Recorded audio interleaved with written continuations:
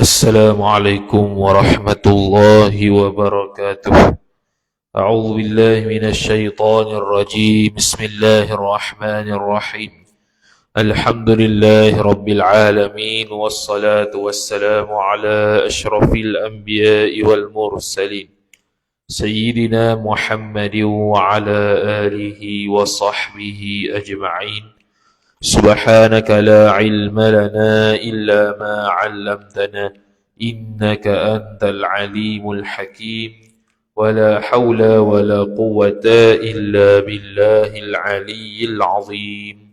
رب اشرح لي صدري ويسر لي أمري واحلل عقدة من لساني يفقه قولي وسدد لساني واهد قلبي بحق نبيك محمد صلى الله عليه وسلم. اللهم أغننا بالعلم وزينا بالحلم وأكرمنا بالتقوى وجملنا بالعافية. نوينا التعلم والتعليم والتذكر والتذكير والنفع والانتفاع والإفادة والاستفادة والحث على التمسك بكتاب الله وسنة رسوله صلى الله عليه وسلم، ودعاء إلى الهدى والدلالة على الخير ابتغاء وجه الله مرضاته وقربه وثوابه سبحانه وتعالى. آمين يا رب العالمين. Kitab Jama'ul Fawaid wa Jawahirul Qala'id, muka surat 14 baris yang kelima daripada bawah. Wa qala Syekhul Musannif rahimahullah ta'ala wa nafa'na Allah bi'ulumihi wa bi'ulumikum wa bi'ulumi masyayikhina fid darain amin ya rabbal alamin. Kata pengarang Syekh Daud bin Abdullah Al-Fatani rahimahullah ta'ala, kata dia, maka tatkala mendengar Yusuf akan Yaqub berteriak dan gugur pengsan atasnya, maka turun A'rabi itu daripada untanya, maka dituangkan air pada mukanya. Jadi sambung kisah Nabi Yusuf alaihi salam berkaitan dengan Nabi Yusuf alaihi salam yang telah bercerai dan berpisah daripada ayahnya sejak sekian lama. Dan beliau mengadu kepada Allah Subhanahu wa taala, berdoa kepada Allah Subhanahu wa taala untuk Allah Subhanahu wa taala mempertemukan dia dengan ayahnya semula, iaitu Nabi Yaqub alaihi salam. Maka satu hari dia duduk berehat-rehat di celah-celah pokok ataupun di bawah pokok, maka dia ternampak seorang orang Arab Badui yang berada di atas unta. Maka dia pun tengok heran. Orang Arabi ataupun orang Badui tadi, Arab Badui tadi, dia tak pernah tengok. Jadi bila tak pernah tengok, dia berasa nak tanyalah, siapa ni? Jadi dia pun pergi ke Arab Badui tu pun, dia pun tanya, siapa ni? Maka dia pun kata, aku ni daripada negeri Nabi Yaqub alaihi salam. Mana dia berada di kawasan, asalnya daripada kawasan kampung yang ada padanya juga Nabi Yaqub alaihi salam. Maka barulah sambung cerita kita ni. Dia pun kata, maka tatkala mendengar Yusuf akan Yaqub, dia teringat, kata dia ni negeri Yaqub, negeri yang ada seorang Nabi yang nama Yaqub, iaitu pak Nabi Yusuf alaihi salam. Maka dia pun sebut, maka tatkala mendengar Yusuf akan Yaqub, iaitu nama Yaqub, berteriaklah. Berteriak sini, bukan berteriak ni boleh dua. Kalau berteriak bahasa utara tu, teriak mana menangis. Kalau berteriak bahasa biasa, berteriak mana menjerit. Jadi di sini macam boleh berlaku dua-dua. Nangis ke ataupun jerit sungguh. Boleh berlaku. Dia terkejutlah. Sehingga dia ni berteriak, teriak mana menangis ataupun dia jerit. Tak sangka ada orang yang berkait dengan Nabi Yaqub alaihi salam, iaitu bapaknya, berada di tempat dia. Maka dia pun berteriak. Bila lepas teriak, dia kata, dan gugur pengsan atasnya, atas Nabi Yusuf. Nabi Yusuf pun pengsan. Pengsan kegembiraan. Sampai tak dia nak tahan. Punyalah rindu dia kepada bapa dia Nabi Yaqub alaihi salam sehingga dia tu pengsan. Tu dia kata ini masuk dalam bab mahabbah ma'an nas. Rasa cinta kepada manusia sesama manusia. Iaitu antara anak dengan bapa. Dulu yang kita cerita kisah-kisah dulu tu mahabbatun nas ilallah. Cintanya manusia kepada Allah Ta'ala. Sehingga kan ada Nabi yang menangis tu kerana rindu Allah Ta'ala. Bukan menangis tu kerana nak syurga. Bukan menangis kerana tak mau masuk neraka. Bukan menangis kerana nak bidadari. Semua tak mau berlaku. Kecuali rindu kepada Allah Subhanahu Wa Ta'ala. Sampai tahap tu. Jadi kita kalau tak sampai tahap tu sekalipun, sekurang-kurangnya sampai ke tahap kita membuat apa yang Allah Ta'ala suruh dan meninggalkan apa yang Allah Ta'ala larang. Itu pun sudah mencapai mahabbatullah yang sekurang-kurangnya. Itu tanda kasih kita kepada Allah Subhanahu Wa Ta'ala. Membuat segala perintahnya dan meninggalkan segala larangannya semampu mungkin. Jadi manusia boleh jadi ada tersilap. Boleh jadi ada maksiat yang pernah dilakukan. Maka sebab itu syarak ada satu kaedah untuk menghapuskan dosa yang bernama taubat. Jadi kata para ulama, taubat itu wajib ke atas setiap mukallaf kalau dia buat dosa kecil ataupun dosa besar. Cuma bezanya dosa kecil ni dia boleh hapus dengan amalan soleh. Dengan buat amalan soleh, contohnya berwuduk ke, baca Quran ke. Allah Subhanahu Wa Ta'ala sebut, Al-hasanatu yudhibnas sayyiati. Perkara-perkara kebaikan, benda-benda taat dapat menghapuskan kejahatan. Dosa. Dosa situ dosa kecil lah. Adakah tidak boleh dihapuskan dosa besar dengan buat amalan soleh? Majoriti ulama mengatakan tidak boleh. Melainkan dengan syarat-syarat taubat yang dibahaskan dalam tasawuf. Kena menyesalnya, tinggalnya, mengembalikan hak orang kepada dia dan sebagainya. Baru dia panggil taubat yang sah. Adapun dosa kecil wajib taubat juga, tapi boleh digugurkan dengan amalan-amalan kebaikan seperti wuduk, sembahyang dan sebagainya. Jadi dosa besar ni mungkin kita jaranglah buatnya, biasa dosa kecil lah. Tu tak ada masalah, boleh dihapuskan dengan kebaikan ataupun amalan pahala. Cuma walaupun begitu, bukannya bermakna kita menunggu-nunggu hapusnya pahala, hapusnya dosa kecil itu dengan buat amalan, takut tak sempat. Maka boleh segera bertaubat kepada Allah Subhanahu Wa Ta'ala. Kerana kita tidak tahu bila-bila masa saja boleh mati. Bila-bila masa saja boleh Allah Subhanahu Wa Ta'ala menghantar malaikat maut untuk cabut nyawa kita. Maka takut-takut tak sempat taubat, dosa kecil, kita mati dalam keadaan berdosa. Walaupun dosa kecil bukan bermaksud kita selamat daripada murka Allah Ta'ala. Kerana Allah Ta'ala tidak akan melihat kecil dan dosanya dosa tersebut. Bahkan melihat kepada dosa itu semata-mata. Kalau dosa kecil itu menyebabkan murka Allah, boleh jadi. Apatah lagi dosa besar, maka boleh juga membawa kepada murka Allah Subhanahu Wa Ta'ala. Kemudian kata musannif rahimahullah Subhanahu Wa Ta'ala, maka turunlah A'rabi itu. Bila tengok Nabi Yusuf pingsan, maka turunlah Arab Badui tadi. Daripada untanya, unta A'rabi. Dia naik unta lah. Unta zaman dulu ni kira kereta BMW lah. Tu. Kenderaan yang paling mewah untuk musafir. Dia ada kuda, dia ada lembu, ada unta. Unta paling mewah lah. Unta pula ada macam-macam pula. Unta merah, hak lagi bagus. Lepas tu Nabi SAW, atau kama qala, dia kata, orang yang sembahyang witir, orang yang menjaga sembahyang witir, ataupun orang yang sembahyang witir tersebut, lebih baik daripada unta merah.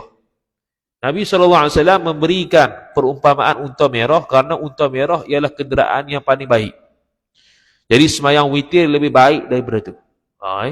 Jadi sembahyang witir sekurang-kurang serakaat ya. Tapi paling kurang sempurnanya 3 rakaat. Kalau orang yang sentiasa buat serakaat jadi makruh. Perbuatan tersebut jadi makruh. Tanpa menafikan sembahyang itu sunat, tapi perbuatan sentiasa buat serakaat itu makruh. Kalau sekali 2, hukum dia khilaful aula. Kalau kerak sangat, maka dia jadi makruh. Jadi yang paling sempurna, paling kurang sempurnanya witir 3 rakaat. Iaitu 2 rakaat dan serakaat 2 kali salam lah. 2 rakaat sekali salam, serakaat sekali salam. Itu yang terbaik lah. Kalau nak buat terus pun tak apa, 3 rakaat pun boleh juga. Tidak ada masalah. Jadi sembahyang witir paling banyak 11 rakaat. Jadi kalau kita seumur hidup sekali paling kurang bolehlah buat 11 rakaat tu. Tu. Walaupun tak boleh buat tiap-tiap hari 11 rakaat, paling kurang 11 rakaat witir kita buat. Kata Habib Ali Al-Jufri hafizahullah taala, orang-orang zaman salafus salih dulu-dulu dia buat ibadat cukup banyak. 1000 rakaat sehari, 300 rakaat sehari. Bukan sehari, semalam. Jadi kita macam mana nak buat macam tu? Kita tak mampu dah buat begitu. Tapi Habib Ali Al-Jufri hafizahullah taala memberikan pandangan ataupun memberikan cadangan bahawa kalau orang yang nak merasai macam mana salafus salih dulu-dulu sembahyang banyak, maka istiqamahlah ataupun buatlah sentiasa witir itu 11 rakaat. Untuk merasai macam mana sembahyang orang-orang dulu sembahyang lama. Walaupun kita tak sama dengan dia. 11 rakaat tu bagi dia tu lekeh lah. Dia tu ratih-ratih rakaat. Kita 11 rakaat witir.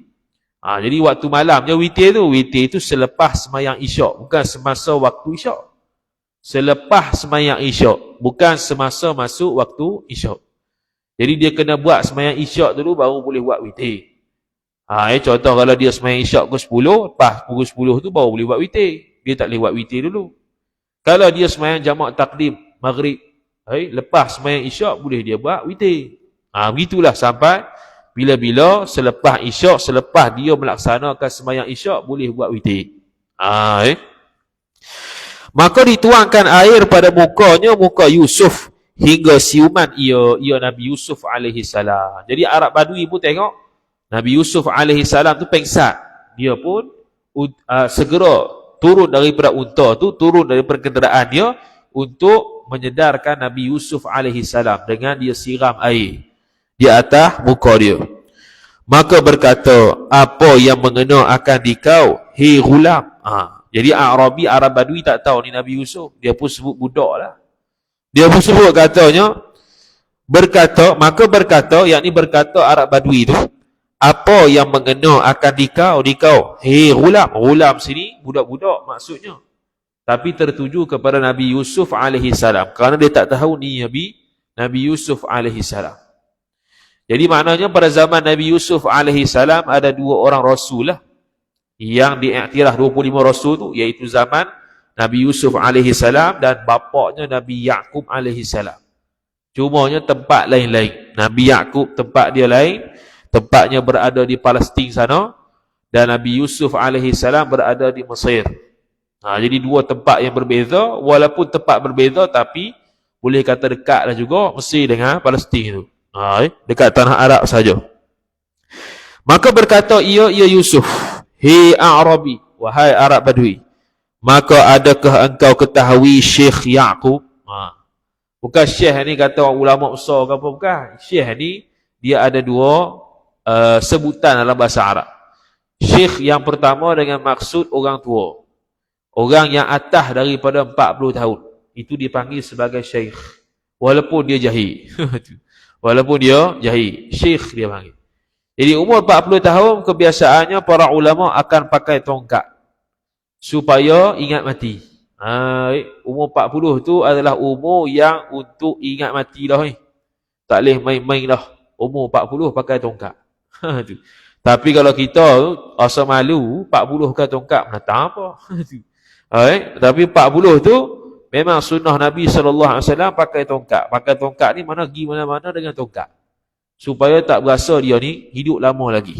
Dia berasa nak mati dah. Tua dah 40 tahun. Dah boleh panggil syekh dah.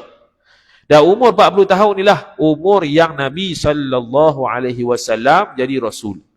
Umur yang Nabi SAW dilantik Rasul. Dan dengan sebab kebanyakan Nabi-Nabi dan Rasul-Rasul dilantik jadi Rasul tu umur 40, maka para ulama sebut Orang yang nak mengajar ilmu agama yang masuk yang betul-betulnya adalah umur 40 tahun. Umur 40 tahun. Jadi bawah umur 40 tahun tu adalah masa untuk betul-betul dia pulun untuk mengaji, untuk belajar. Kemudian kata musannif, dia kata Syekh Yaqub tu syekh yang pertama. Syekh yang kedua dengan maksud orang yang tua ilmunya. Orang yang tua ilmunya walaupun dia budak kecil sekalipun. Walaupun dia umur 7 tahun, umur 8 tahun, umur 9 tahun, tapi ilmu dia mengalahkan orang tua. Maka itu juga dinamakan sebagai syekh. Imam Syafi'i radhiyallahu ta'ala anhu boleh berfatwa dah. Diizinkan oleh guru dia berfatwa umur 12 tahun. Maka Imam Syafi'i boleh digelar sebagai syekh. Orang yang banyak ilmunya. Boleh fatwa masa umur 12 tahun. Kita 12 tahun duk main PS5 lagi. Dia 12 tahun boleh fatwa dah. Dah mengajar sebelum balik lagi. Tu punya hebatnya Imam Syafi'i radhiyallahu ta'ala anhu. Jadi Nabi Yusuf pun tanya, engkau tahu tak Nabi Yaqub bapa aku ni? Atau engkau dengar akan namanya, nama Nabi Yaqub? Sebab Arabi, Arab Badui ni berada di tempat sekitar Nabi Yaqub, iaitu namanya negeri Kanaan. Itu kita sebut itu negeri Kanaan ni dekat-dekat Palestin. Dekat-dekat Palestin sanalah, sekitar Palestin situ, Kanaan. Jadi dia pun tanyalah kepada Arab Badui ni, pernah jumpa tak Syekh Yaqub? Dia tak kata lagi pak dia. Pernah jumpa ataupun pernah dengar namanya Yaqub. Maka dia pun sebut, maka berkata ia Arabi, orang Arab Badui itu, subhanallah, siapa yang tiada mengetahui akan Yaqub? Israilullah. Israilullah. Jadi Israel ni sebenarnya adalah asal daripada perkataan Ibrani lah, asal daripada Isra dan Il. Isra ni makna hamba, Il tu makna Allah. Jadi Israel ialah namanya, maksudnya hamba Allah. Ada yang dimaksudkan Israel itu tentera Allah, ada juga. Jadi Israel ini perkataan Ibrani. Jadi dia bermaksud asalnya hamba Allah Ta'ala. Tapi sekarang ni dipanggil Bani Israel dalam Quran tu, kena kepada mereka ni lah, puak-puak Yahudi ni. Bani Israel, puak-puak Israel. Yahudi ni Allah Ta'ala hantar beberapa banyak rasul-rasul kepada Yahudi untuk mereka beriman pada Allah Ta'ala. Tapi mereka tetap berdegil, sebahagian yang beriman, sebahagian yang tidak beriman. Yang tidak beriman tu ada yang sampai tahap membunuh rasul-rasul, membunuh nabi-nabi yang Allah Subhanahu wa Ta'ala utuskan kepada mereka. Jadi mereka tidak mahu mendengarkan kebenaran. Sebab tu dalam surah Al-Fatihah ayat yang lah kali, Siratal ladzina an'amta alaihim. Berikanlah sebelum itu, ihdinas siratal mustaqim.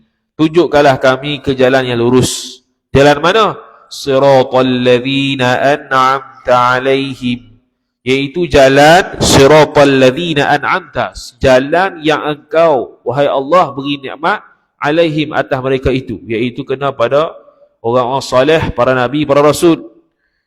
Ghairil maghdub, siratal ladzina an'amta alaihim ghairil maghdubi alaihim. Ghairil maghdubi alaihim, bukan yang engkau tidak redha, yang engkau murka ke atas mereka. Ghairil maghdubi alaihim kena kepada orang Yahudi. Kerana orang Yahudi dia tahu kata Allah Ta'ala Tuhan. Dia tahu kata Nabi sallallahu alaihi wasallam Rasul, tetapi mereka ingkar. Waladdallin, dan juga bukan atas orang-orang sesat situ Nasrani. Sebab apa Nasrani sesat? Sebab dia tu yakin, berpegang dah, tapi silap. Dia pergi pegang kata Nabi Isa alaihi salam Tuhan, padahal Allah Subhanahu wa Ta'ala sahaja Tuhan. Dia pergi pegang Nabi Isa pun Tuhan. Jadi itu sesat. Dia pegang yakin dah, tapi silap pula, jahil situ. Jahil murakkab. Jahil yang mana dia tak tahu kata dia tu jahil. Dia jahil dah, dia tak tahu kata dia jahil. Tu jahil murakkab, jahil dua lapis. Jadi apa tadi? Jadi Israel itu asal maknanya ialah Abdullah, hamba Allah Ta'ala. Jadi Nabi Yaqub alaihi salam, orang Arab Badui ni kata dia tu Israilullah, hamba Allah Taala. Siapa yang tak kenal? Dia itu seorang nabi dan rasul. Nabi Yaqub alaihi salam seorang nabi, lagi pula rasul. Dia ada umat yang tersendiri. Kata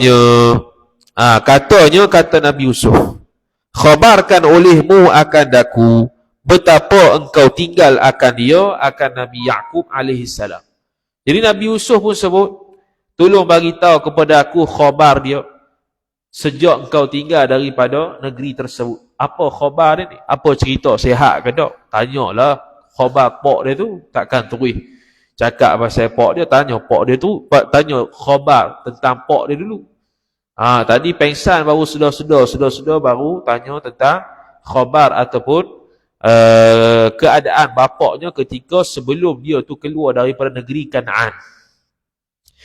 Maka dia pun kata Arabi, kata Arab Badui tadi, hei gulam, wahai budak, aku tinggalkan Nabi Yaqub, dan sonyo telah, dan ni makna padahal sonyo telah bongkok belakang Nabi Yaqub. Mana tua dah bongkok dah belakang weh. Dah tua dah. Nabi Yusuf alaihissalam tinggal Nabi Yaqub alaihissalam beberapa tahun dah sampai Nabi Yusuf dewasa besar dah. Yang mana Nabi Yusuf alaihissalam dibuang oleh adik-beradik dia sendiri. Adik-beradik sebapak. Adik-beradik sebapak. Kerana Nabi Yaqub alaihissalam ada kahwin lebih daripada satu. Jadi Nabi Yusuf alaihissalam dengan adiknya yang bernama Bunyamin, itu seibu. Satu ibu lah. Hak 10 adik-beradik yang lain tu, itu ibu yang lain. Jadi dia panggil adik-beradik sebapak. Ibu lain-lain, bapak yang sama, iaitu Nabi Yaqub alaihissalam. Jadi dari sudut fiqh, kalau buka kitab Munakahat, kalau bahas bab wali, seorang perempuan kalau nak menikah, kena ada wali. Walinya siapa? Iaitu pak. Kenapa pak? Tamanya kerana Allah Ta'ala suruhlah. Itu tak sangka lah tu. Tak nafilah tu, Allah Ta'ala suruh. Nabi SAW suruh. Tapi sebab apa pak? Kerana pak itulah orang yang paling kasih pada anak dia. Pak tu adalah orang yang paling kasih dengan anaknya. Kemudian kalau kita belajar bab munakahat, kalau tak ada pak, pergi kepada datuk. Kerana orang yang paling kasih selepas bapak ialah datuk. Kemudian pergi kepada adik-beradik seibu sebapak. Kerana orang yang paling kasih pada dia selepas daripada pak dengan datuk ialah adik-beradik seibu sebapak. Yang laki lah. Sebab bab wali. Selepas daripada tu ialah adik-beradik sebapak. Jadi adik-beradik seibu sebapak dengan adik-beradik sebapak, menang lagi adik-beradik seibu sebapak. Kerana seibu sebapak ni maksudnya bapak sama, mak sama. Dia lebih kasih sayang sesama adik-beradik dia berbanding adik-beradik yang sebapak. Jadi Nabi Yusuf alaihissalam dan Bunyamin ni sama mak, sama pak. Mana seibu sebapaknya Bunyamin dengan Yusuf. Sebab tu tak gaduh. Yang gaduhnya siapa dia? Abang dia hak lain, iaitu yang adik-beradik sebapak. Sebab itulah adik-beradik Yusuf yang lain ni pakat nak buang dia. Sebab kalau ikut taraf kasih sayang ataupun kasih sayang lah kita kata, mahabbah tu terhadap adik-beradik sendiri tu, dia taraf dia adik-beradik sebapak. Jadi kuranglah sikit tahap kasih sayang tu berbanding dengan adik-beradik seibu sebapak. Sebab tu rela ataupun sanggup untuk buang Nabi Yusuf alaihissalam kerana dengki kepada Nabi Yusuf alaihissalam yang diutamakan oleh bapaknya Nabi Yaqub alaihissalam. Ni dengki sesama adik-beradik. Tu. Tengok pak dia layan lebih pada Nabi Yusuf dengan Bunyamin tu sehingga dibuang Nabi Yusuf alaihissalam.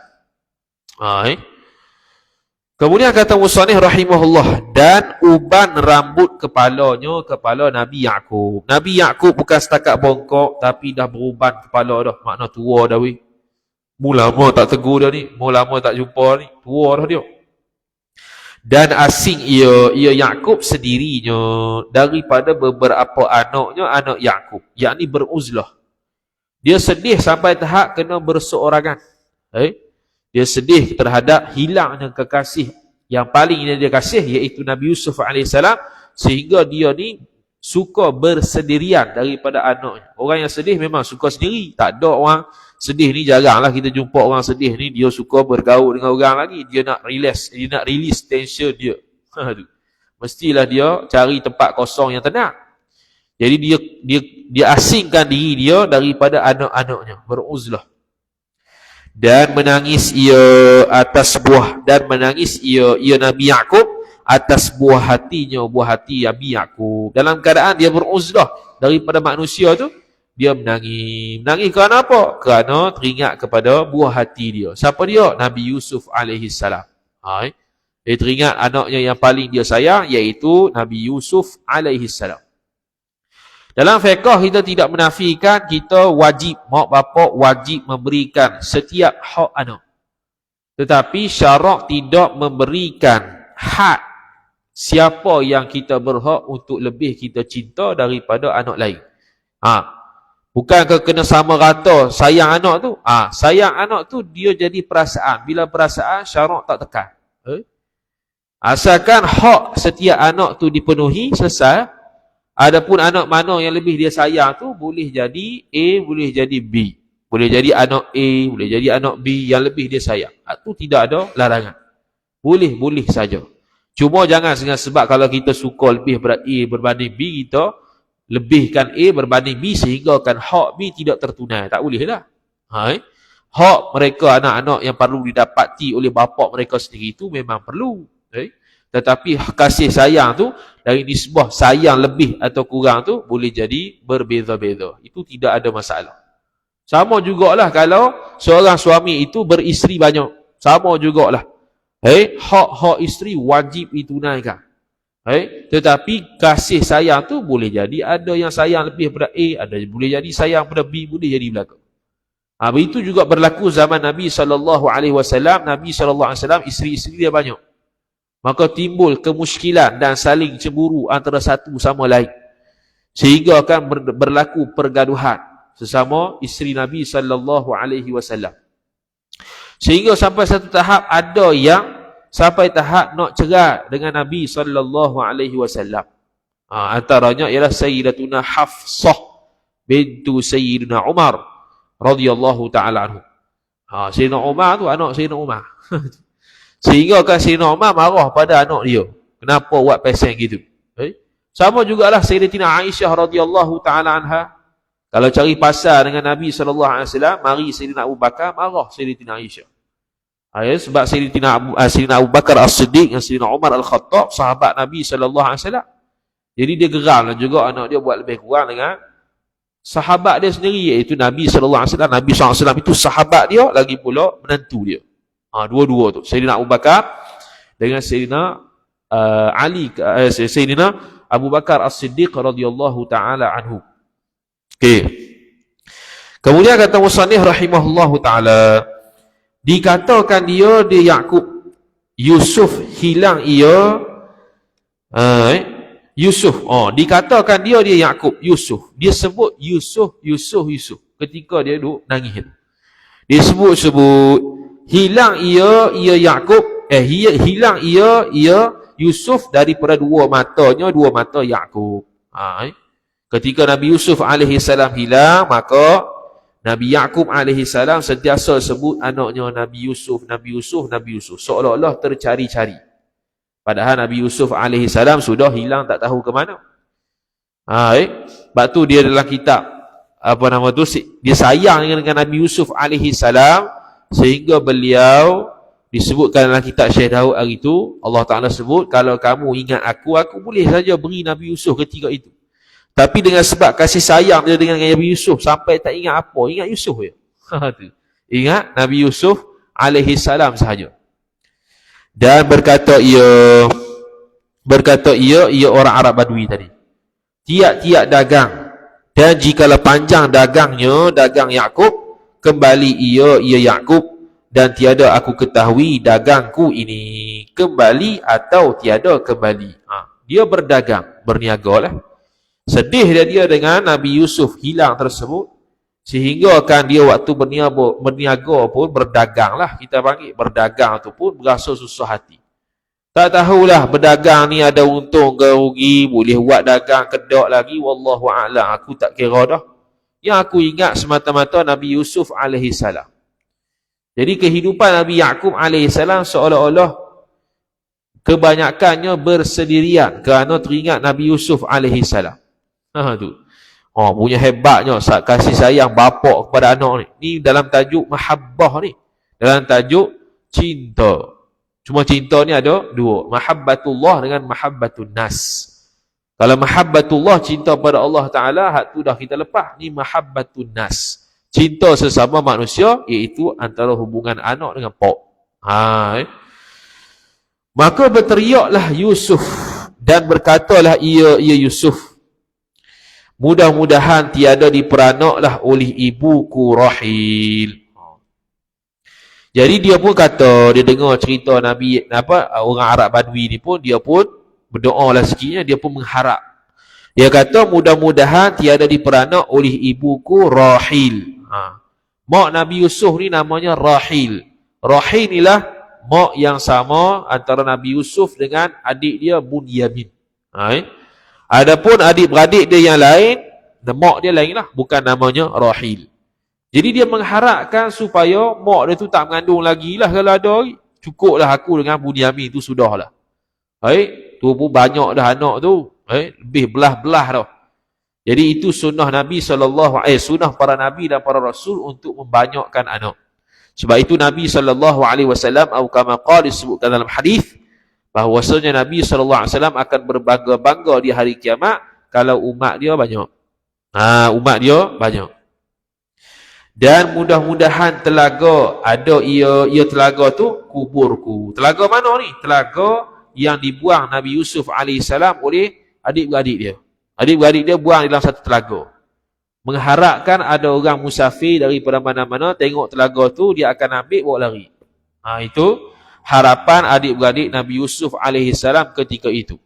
Tapi didapatkan oleh orang yang musafir ketika itu. Dia tengok budak kecil ni, tengok, siapa ni? Dia pun bawa, gilah sampai ke Mesir. Asal duduk Palestin jadi pergi ke Mesir dah. Lepas tu ada cerita macam-macam lah pula ke Mesir tu. Kena penjara lah, kena goda dengan Zulaikha lah, jadi pemerintah lah, macam-macam dah perkara yang terjadi di Mesir tersebut. Dan mudah-mudahan binatang memakan akan daku. Dia mengharapkan dia ni mati. Tengok keadaan pak dia tu begitu, tak sanggup nak hidup. Ni perasaan normal bagi manusia, walaupun dia Nabi dan Rasul. Begitu juga Nabi SAW apabila isteri dia mati, Nabi SAW nangis. Bukan bermakna Nabi SAW tidak menerima takdir Allah Ta'ala, bukan. Dia bukan tidak menerima takdir Allah. Itu menunjukkan bahawasanya seorang manusia, kebiasaannya bila hilang orang yang disayangi, sedihlah. Sehingga boleh menangis. Cuma dalam kitab tasawuf, dalam kitab tasawuf dia ada mengajar bahawasanya walaupun sampai tahap menangis sekalipun, janganlah sampai tahap kita menyalahkan Allah Ta'ala mematikan dia. Kita meratak-ratak kubur dia. Itu satu benda yang salah. Cuma meratak kubur atau meratak kematian orang ni, kita tak nampaklah dia orang Melayunya. Tapi nampak negara Arab lah. Sampai ada upah-upahan. Sampai ada sistem upah untuk tolong menangis ke mayat tersebut. Meratak kepada mayat tersebut. Itu salah lah. Jadi kat orang Melayu kita ni sekadar menangis gitu. Ya, tak sampai tahap meratak. Tak sampai tahap tak terima takdir ke apa. Tak ada sampai tahap gitu. Biasa menangis gitu-gitu, habis selesai. Habis. Lepas dah simpan dah mayat tu, selesai. Lepas tu buat tahlil dan sebagainya. Dan hidup seperti biasa. Dan tiada turun bagi Yaqub barang yang turun kerana aku. Yang ini dia mengharapkan. Dia mengharapkan ayahnya Nabi Yaqub AS tidak terkena. Turun ni terkena. Tidak terkena seperti mana aku kena. Aku kena buang. Aku kena macam-macam. Di Mesir pula ada kena penjara. Mudah-mudahan pak aku dipelihara Allah Ta'ala. Begitu. Jadi itu doa sang anak kepada pak dia. Kerana kasihnya anak tersebut, iaitu Nabi Yusuf AS kepada pak dia. Itulah menunjukkan pengajaran pada kita untuk senantiasa doa kepada mak pak kita. Allahumma ighfir lana wa liwalidina. Tu. Allahumma ighfir lana, wahai Allah Taala ampunilah kami, wa liwalidina. Cuma kalau nak baca bahasa Arab ni kena perhati sikit. Kalau kita baca kalau kita seorang, kita akan sebut waliwalidayya. Dua orang bapa ibu bapa aku. Itu waliwalidayya, kepada ibu bapa aku. Kalau ramai, waliwalidaina boleh, waliwalidina boleh. Kalau waliwalidaina maksudnya ibu bapa kami. Mana ibu bapa hak itulah, tapi ramai orang.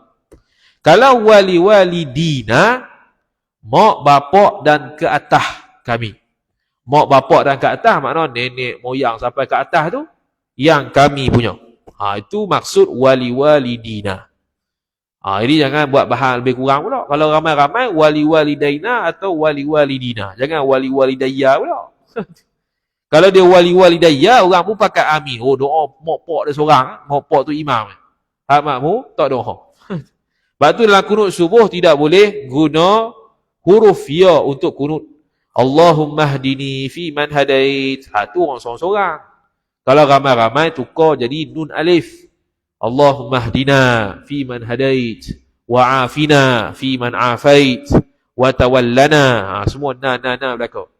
Itu maksud dalam bahasa Arab kami. Kalau Allahumma hdini fi man hadait, wa afini fi man afait, itu semua saya belakang. Lepas tu orang belakang amin, dia seorang. Itu zalim imam kepada makmum. Dia patut doa ramai-ramai, dia pergi doa dia seorang. Lepas tu orang pakai amin. Orang pun tak tahu maksud kau. Habis. Kemudian, hey A'rabi. Nabi Yusuf pun sambung.